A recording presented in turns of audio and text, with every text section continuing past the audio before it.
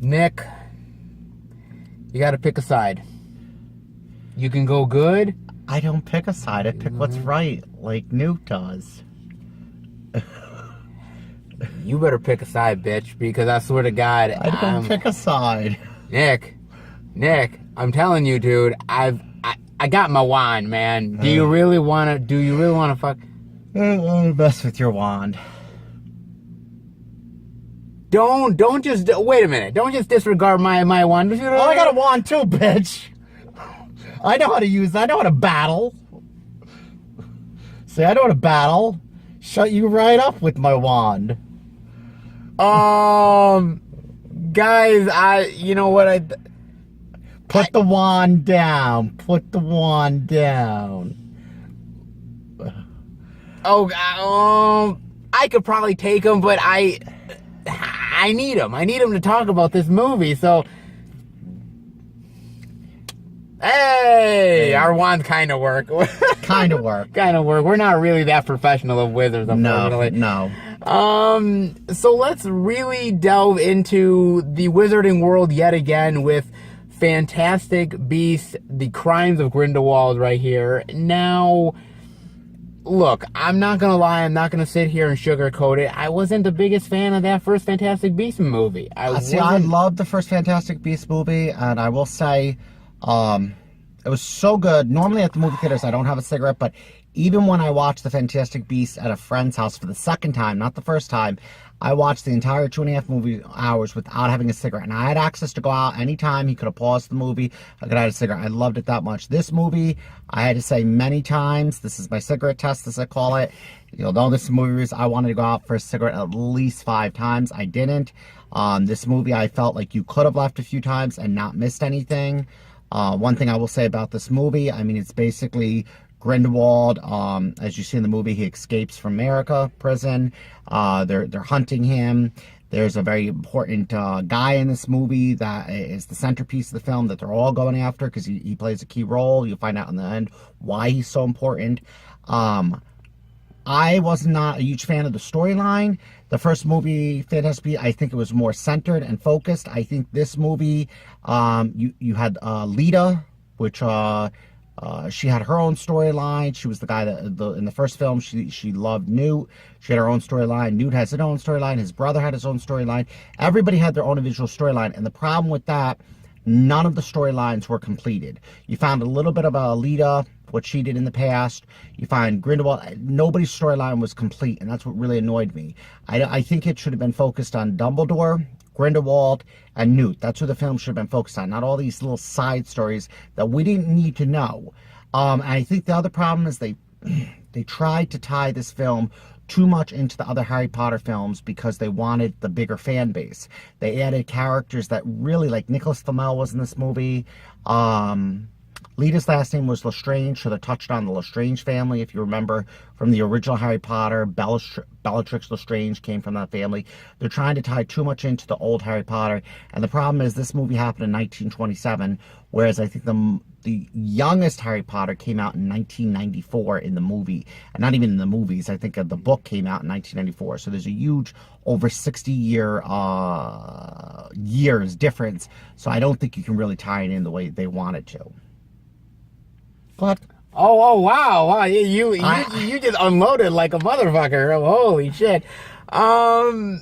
Look, here's the problem. And man, you said a lot, and I gotta try to unload some of that here. From what I gather, and maybe you know more than me, the Fantastic Beasts and Where to Find Them was never meant to be this big, like, saga connecting piece to Harry Potter. It was supposed to be a very standalone thing. Yes.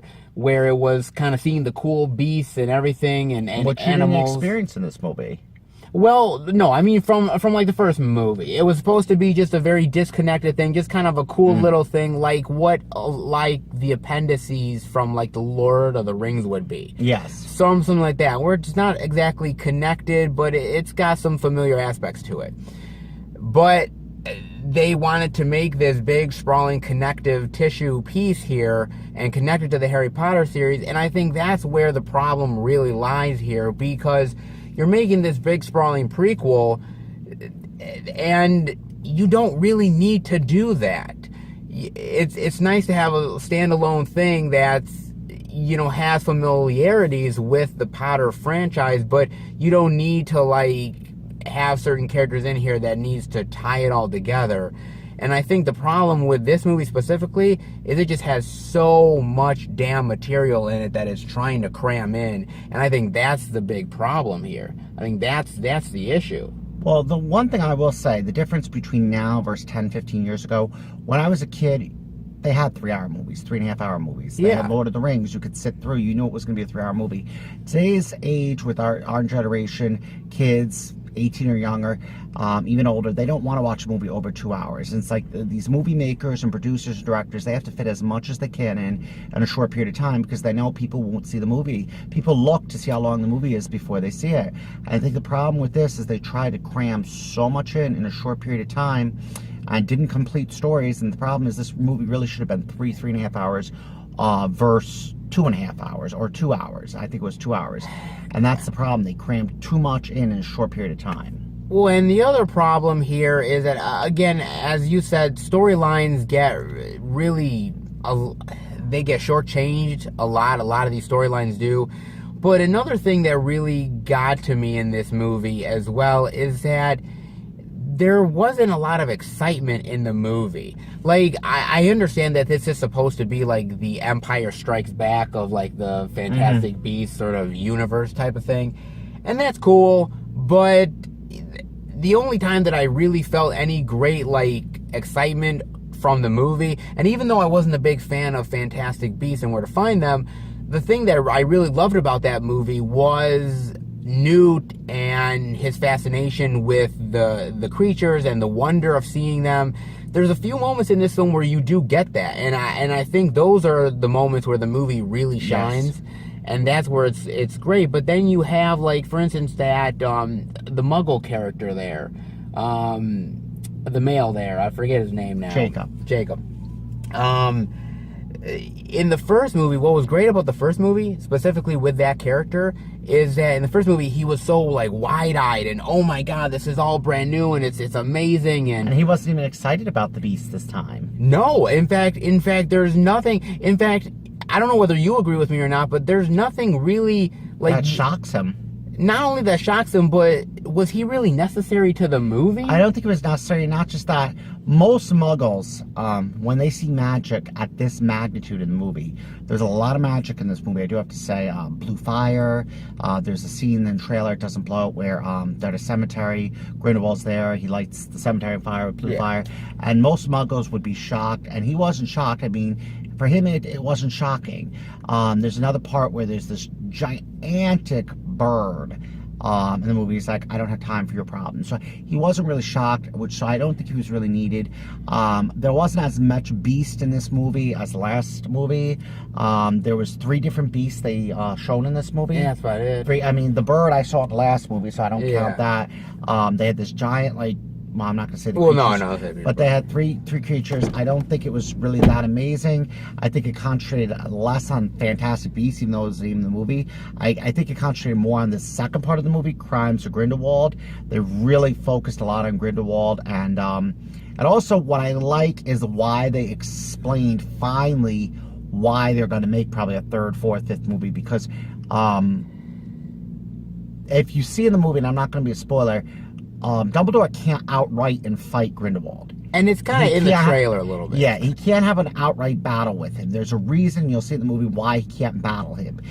Basically, and this is what I kind of like with Harry Potter, there's always sequences of steps that have to be done first before you have the major battle. Sure. And Harry Potter, everybody's seen Harry Potter, read the books, but basically in Harry Potter, if you haven't read the books, I'm sorry, this is spoiled, but you got to destroy the Horcruxes before you destroyed Voldemort. Destroy 7 Horcruxes, there wound up being 8, you destroy them, then you can destroy Voldemort. Where there's a thing in this movie that leads up to, there's a sequence of events that has to be done before Grindelwald can be defeated. And he's very much like Voldemort, Grindelwald. He wants to basically pure blood, take over the world, not take over the world. No. He is not as vicious as Voldemort. And what he says, he's more of a manipulator. He has the silver tongue, as they call it, where he says, they serve their purpose. Like humans serve their purpose, and they serve a purpose, and they're less. Basically, we're above them, the wizards, but they still serve a purpose. They're not disgusting. We don't want to kill all muggles, but they still serve a purpose. Well, I actually want to talk about that for a second, because that's one thing that I really feel is lacking here. Because what's great about Voldemort, and what I love about him, is even when he's not, like, for instance, whether we're talking about, like, The Prisoner of Azkaban, that movie, or we're talking about even in Harry Potter and the Sorcerer's Stone, the idea that we get very little of Voldemort, or even if he's kind of mentioned a little bit, but just the fact of, like, uttering the guy's name, just like, no, we're not nothing like that. There's a certain dread and everything that Voldemort brings, which really feels, which you really feel the impact of it. With Grindelwald, there's not that kind of impact. Well, the Grindelwald's trying to gain a following right now, and I think you're going to see that in future movies. Right now, he's gaining a small following. He's having, like, little meetings. Now, Voldemort had to do that in the beginning for their books, too. Grindelwald went to Paris to gain a following. He's trying to go to London, trying to go to America. He's trying to get a following. But just like Voldemort, it took him many years to get a following. He's trying to get a following of wizards that are purebloods, that believe pure blood magic, great, wonderful. Yeah, but my thing about it is that when we start the first Harry Potter film, he has his followers. He's coming back, and people are kind of like, we see these supporters and these people who we think are good people, but they're not, and they're already established, all that stuff. Whereas with this, Grindelwald, there's already been a lot of crimes that he's done, and he's a very dangerous person. But you don't really know any of the stuff he's done. You don't know his crimes, and this was called the Crimes of Grindelwald. Yeah, you don't know his crimes, and they should have kind of said, okay, they should have outlined what crimes he did. What he did was so vicious. What did he do that was so vicious? What you did see in this, which I do like, which we said we wanted more, they showed the love story a little bit in the youth between Dumbledore and between Grindelwald. But here's the problem. Now, J.K. Rowling has come out and said that she in her mind, she wrote the character that Albus Dumbledore is gay. Mm-hmm. And that, fans have sort of taken to that, and they understand it and everything, and most are pretty cool with yes. it. And I feel like there's this underlying sort of like relationship angle between him and Grindelwald. And they very slightly, just in the minutia of like hinting at it, but they should have went there, man. Well, they should have. And the thing what I don't like is, yes, they had a relationship, but they show that Grindelwald right now has a woman next to his side. Yes. And she even, there was asked in the movie, she says, we're heavily committed. Like, are you together? You're just like, we're heavily committed. And it's like, well, is he committed to this woman, or is he gay? Is Grindelwald gay, or is he in love with the woman? And I think that's the same thing. There is no love. Grindelwald, I don't think, really believes in love. There is no love for him. So for him, I think maybe one period a long time ago, maybe he was in love, but for him, it's about power. Again, I felt like, look, we're in 2018 here, man, and I think people are comfortable with it. Go for it. I'm not saying you really have to go there in a big bad way, but they could maybe share a little bit of a kiss. They could maybe do some. Well, they had other love stories going on too. You have Newt with Tina. From the first movie, the Aurora with black hair, the American Aurora. Yeah. He really likes her, and she likes him, but their love was really never confessed. It was kind of like... on the surface. It was on the surface. Yeah. And then you see Lita really loves Newt, but he doesn't feel the same way towards her. Yeah. And Lita decided to pick Newt's brother instead and really be with Newt's brother. So there's a lot of different love stories going on, but they don't dive into them. They dive into... That's the thing, what I was saying. They don't explain the storylines.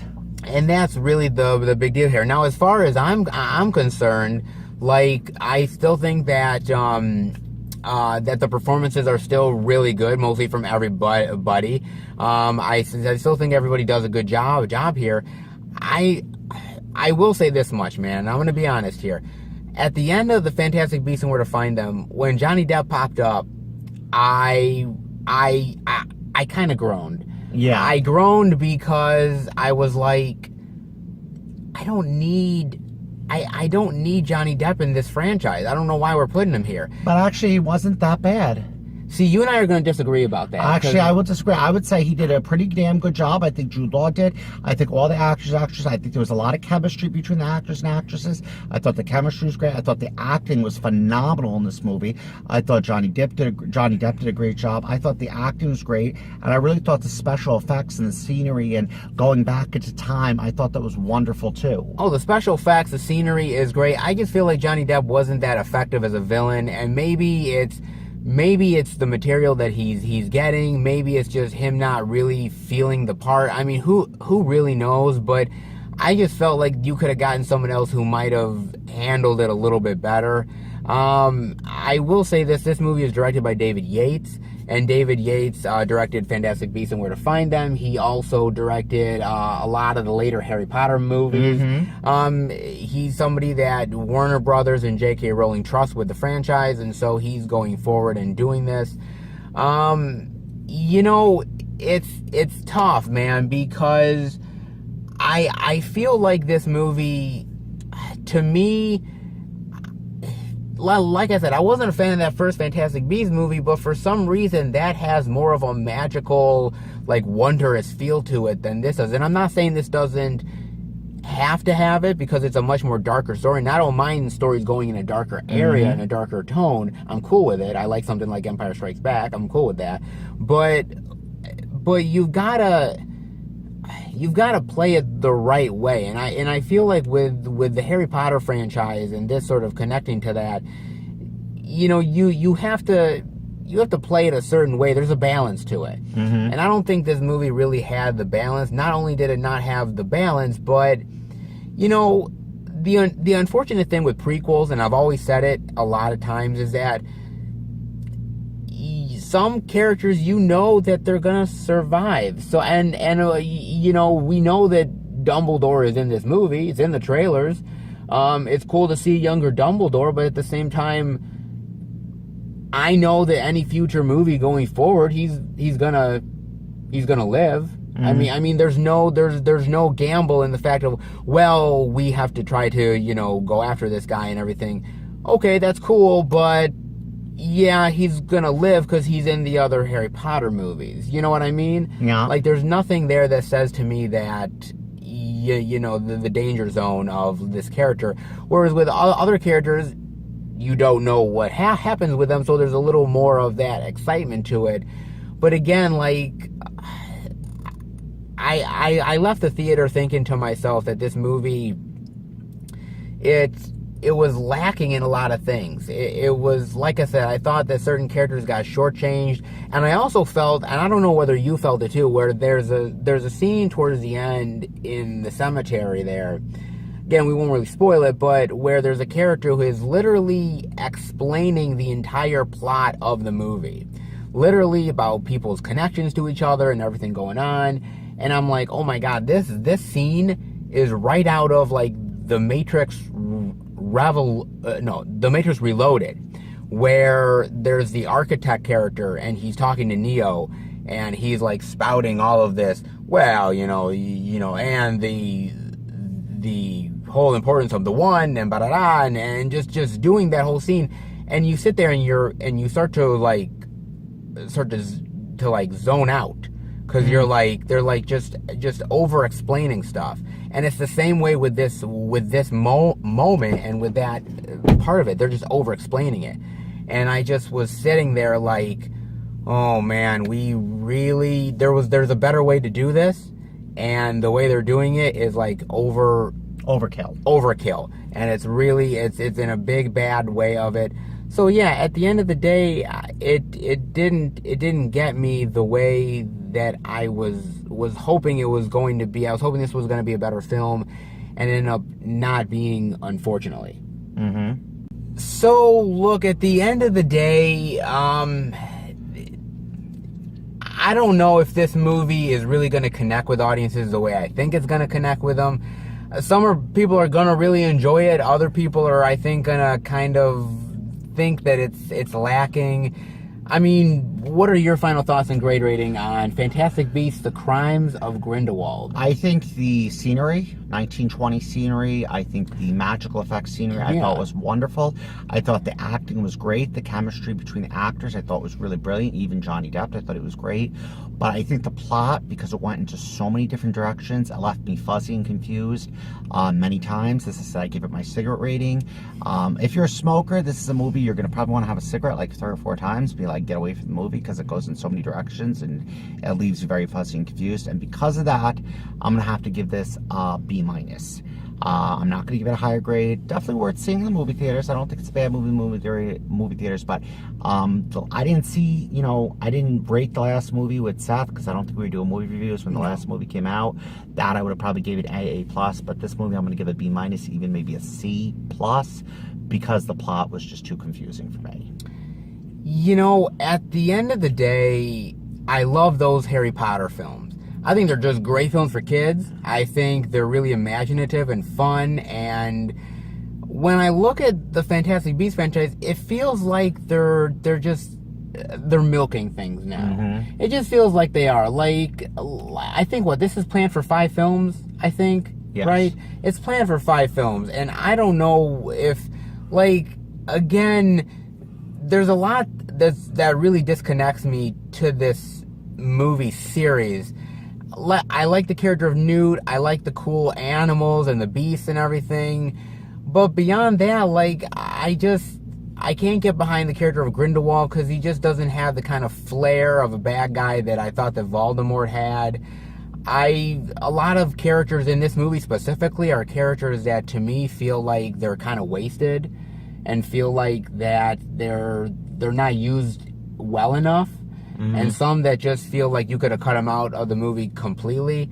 The ending and everything feels a little anticlimactic to me, mm-hmm. as well. And the movie, I will also say this too, that the look of the movie feels very drab and feels very almost like they've just sucked the color out of this movie. Mm-hmm. Now I understand it's supposed to be a darker movie, so maybe that's why they did it. But at the end of the day, for me personally, that's why there's those certain moments in the movie with the beast and everything, with Newt, there's a lot of color, and it's wow, there's this very vibrant, and I'm really liking it. The Harry Potter series did it better, and I just don't think this is really connecting as well as I think it should. For me, my grade rating is going to be probably a C-. Oh, wow. It's going to be a C-, man. Grade and a half different. Yeah, it's a C-, man, because I just can't... I just left the theater thinking... and this movie, unfortunately, you know how the first movie had, a lot of hype behind it? I don't know if this movie had a lot of hype behind it as well as it should. I mean, and you're a Harry Potter fan, so were you as hyped for this movie? No. Well, there you go. You weren't even hyped for the movie as well. So, I mean, that tells you a lot of stuff, guys. But, I mean, definitely let us know what you guys think. And, wait a minute. Now that I come to think about it, you haven't even picked a side yet. Now... Be quiet. Silencio. Silencio. Silencio. Oh, no, you can't do it. You can't shut me up. You can't shut me up, Silencio. Boy. Oh, no, what? No, dude. I mean, sometimes my one prematurely goes off, but that's okay though. That's okay though, because sometimes if it's my personality, so okay. Kind of cool. Guys, I hope you enjoyed the review. If you did, definitely give it a thumbs up. And me and the non-believer over here will be back for another movie review. Oh boy, oh baby, it's time. I'm gonna take your ass out. Okay, you took my ass out. Let's go. Expecto Patronum. I finished it. There you go. Patronum!